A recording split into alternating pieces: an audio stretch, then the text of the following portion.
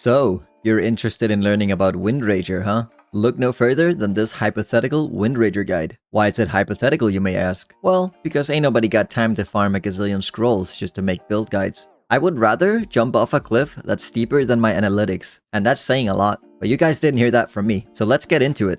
Why should you play a Windrager? Well, here's the top 3 reasons I can think of. Reason number 1. It's a physical melee damage dealer, which means you won't have to cast any voodoo spells like a crazy ex-girlfriend to combat your enemies. But you still can if you want to. To use a voodoo doll, start by making a small doll to represent a specific person. Reason number 2. It's got more AoE than a cargo truck taking up both lanes during morning traffic.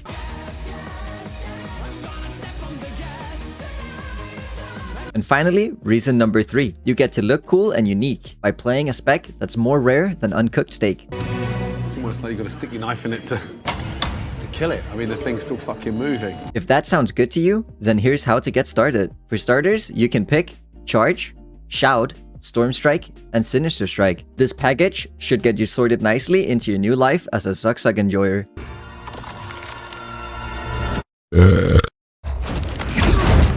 For ability cards, you can take Hurricane Strike, Wind Fury Weapon, Wind Strike, and Feral Spirits. The last 2 slots are optional, kinda like yelling at the McDonald's employee when they get your order wrong. You don't have to, it's just, optional. Where the fuck is the drinks?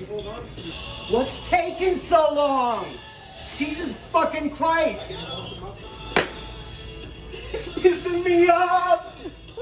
Come on! But just for good measure, here's 4 contenders.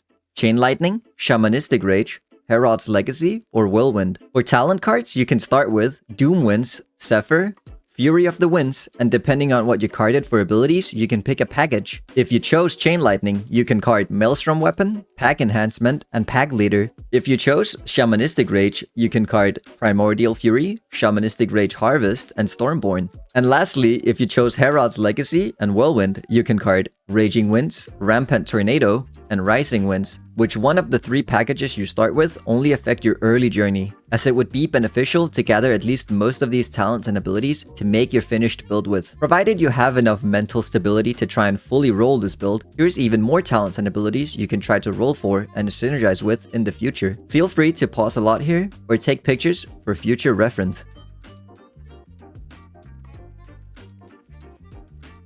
By default, your main stat should be Strength.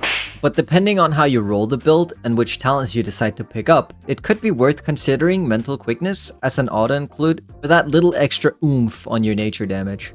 You'd still have to pick up Strength, but at least your Chain Lightning won't hit like a wet noodle. Since Ascension is constantly drip feeding us new tiers, I will refrain from guiding you into picking up specific pieces of gear. Instead, I will tell you about some stats that I highly recommend you pick up. But as the amazing teacher that I am, I already know how this plays out, so I'll just quickly enact the situation for you guys. I tell you to get haste, you tell me you don't want to, I try to remind you that it's good for your build, and then you end up commenting on my video. So instead, I'm just going to leave it here on screen, and then you can do whatever you want with it.